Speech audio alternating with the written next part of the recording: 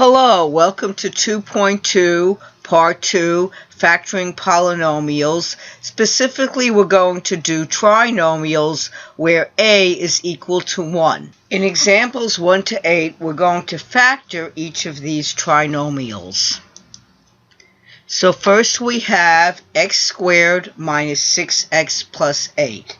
So let us go over to the whiteboard and I will show you how to do this in detail. In example number 8, we have x squared minus 6x plus 8.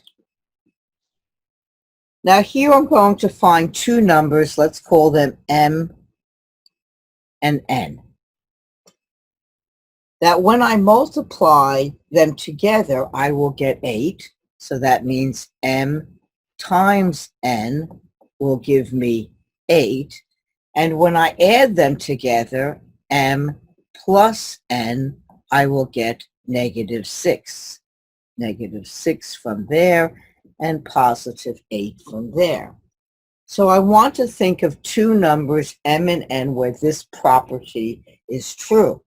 And I can find an m, let's say my m is equal to negative 2, and my n is equal to negative 4. So let's check it. So if my m is negative 2 and my n is negative 4, and I multiply them together, I will get positive 8. And if I add negative 2 minus 4, indeed, I will get negative 6. Now, what I do is I take my m and n, and I'll put brackets. I have x, and I'll write my m, let's say, plus 8, minus 2 here, and minus 4 here. And now it's factored. And of course, I could check by FOIL, so I can check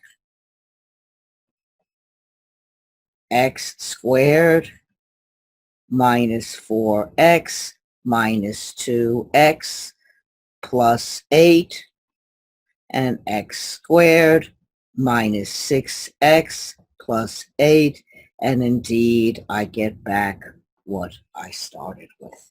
So that means that my factoring is good.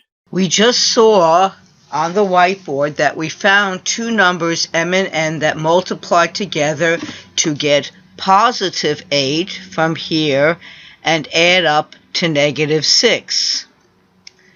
And we factored using the signs of the two numbers before them.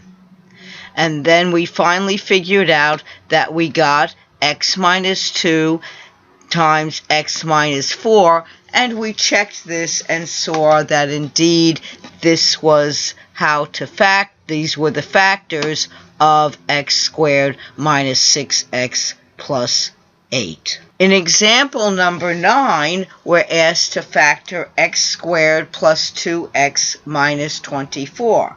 So again, I'm going to go to the whiteboard and show you how to do this in detail. In example number 9, we're given x squared plus 2x minus 24.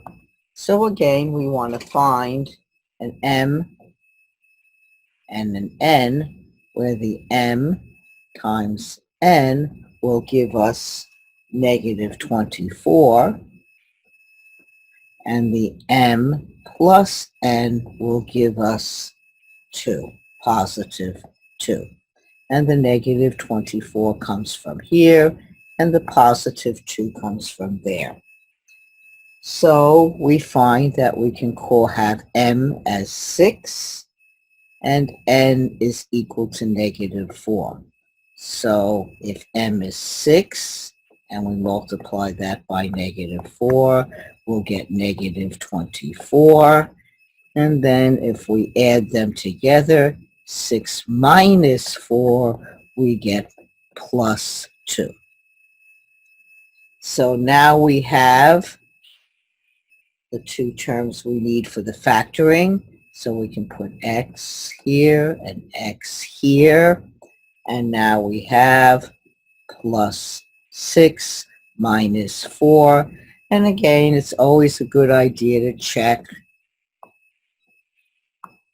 And here I'll have x squared minus 4x plus 6x minus 24, and that's x squared plus 2x minus 24, and there indeed I have it. So we found in example number 9 that the factors of x squared plus 2x minus 24 is x plus 6 times x minus 4. Let us do example number 10 on the whiteboard. In example number 10, I have x squared minus 5x minus 14. So again, I'll look for an m and I'll look for an n. Here my m times n will give me negative 14. And my n, m plus n, will give me negative 5. So let's say my m, I say, is 2, and my n is negative 7. And it really doesn't matter which order I put it. I could call m negative 7 and n 2, but this is what I did. And so let me just check it. So my m times n, so my 2 times negative 7 is equal to negative 14. And then my negative 7 plus 2 is equal to negative 5. So you want to be very careful of signs because we're looking for a negative 5, not a positive 5. And then we'll write our brackets, x, x, and then we'll put in our m's and m's, plus 2 minus 7. And then I'll check with FOIL or distributive property. So I have x squared minus 7x plus 2x minus 14, and then I have x squared minus 5x minus 14, and indeed it comes out the same, so we know we factored it correctly. We just found on the whiteboard that example number 10 can be factored as x plus 2 times x minus 7. In example number 11, we have a squared minus 12ab plus 35b squared. So here we have two variables, a and b.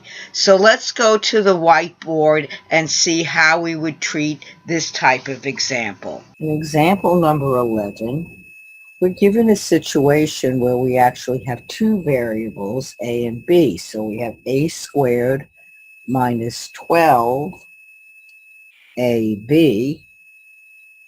plus 35b squared. But really, it's the same idea as we did in the other examples. We're going to do the m, look for the m and the m and an n, and in this case, the m times the n will be equal to positive 35, which is from the third term, and then the second term, m plus n, we want as negative 12. So we do exactly the same thing that we did before.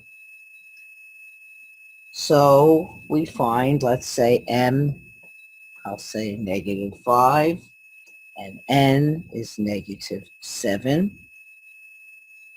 So if I multiply negative 5 times negative 7, I'll get positive 35 for my last term there. And then if I add negative 5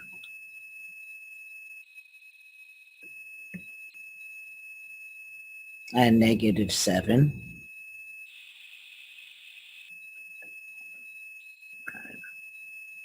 bad writing there, and negative 7, I'll get negative 12.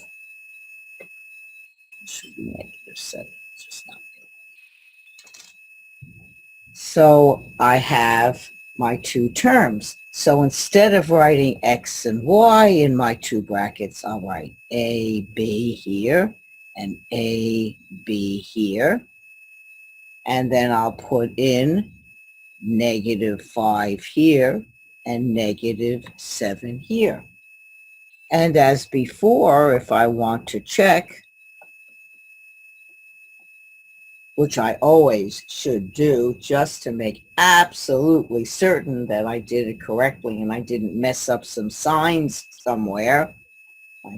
Maybe I could have messed that up over there. So again, I check, and with FOIL, a squared or distributive property minus 7ab minus 5ba plus 35b squared. And as I told you, BA and AB really are the same thing because commutativity holds here. So that's the same thing as saying a squared minus 7ab minus 5ab plus 35b squared.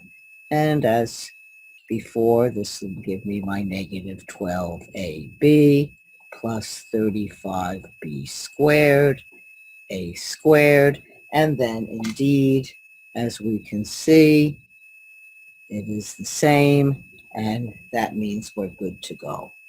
We just saw in example 11 on the whiteboard that when we factored it, we got a minus 5b times a minus 7b. And note that the variables a and b show up in each of these factors. Thank you very much. Take care and be well, and goodbye for now.